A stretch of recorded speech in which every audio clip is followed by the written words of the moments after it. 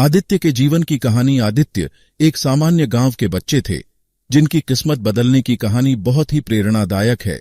उनका गांव एक छोटे से खेतों और गायों के साथ चिड़चिड़ी बच्चों की मिलकर बनी बड़ी परिवारों की एक मिठासी दुनिया था। आदित्य भी उसी दुनिया का हिस्सा था, लेकिन उनमें कुछ अलग था। बचपन में ही आदित्य की आवश्यकता ज्ञान प्राप्त करने की थी। उनके पास पढ़ाई के लिए साधन नहीं थे, लेकिन उनकी उत्साहित मनोबल था। वो गांव के पुस्तकालय में हर दिन समय बिताते और वहां से नए नए ज्ञान का संचय करते। उनकी मेहनत और लगन ने उन्हें उस मार्ग पर आगे बढ़ने की दिशा में मदद की। जब आदित्य कक्षा 10 में पढ़ रहे थे, उन्होंने एक गवर्नमेंट स्कॉलरशिप के बारे में सुना।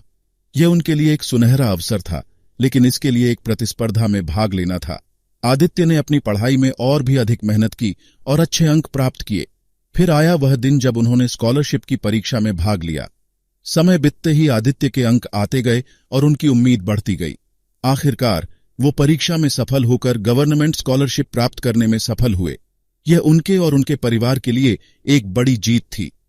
स्कॉलरशिप की मदद से आदित्य ने अपनी पढ़ाई जारी रखी और उन्होंने अपने सपनों को पूरा करने के लिए मेहनत और समर्पण से काम किया।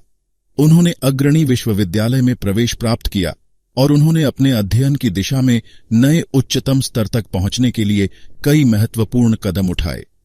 आज आदित्य एक प्रख्यात वैज्ञानिक और शिक्षाविद हैं। उनकी कहानी दुनिया को यह सीख देती है कि छोटे से गांव से निकलकर भी अगर किसी के पास सपने होते हैं और वो मेहनत करने को तैयार हो, तो वो किसी भी मुश्किल को पार कर सकते हैं। यह कहानी हमें यह सिखाती है कि सफलता पाने के लिए सिर्फ जरूरत है उम्मीद, मेहनत और समर्पण की।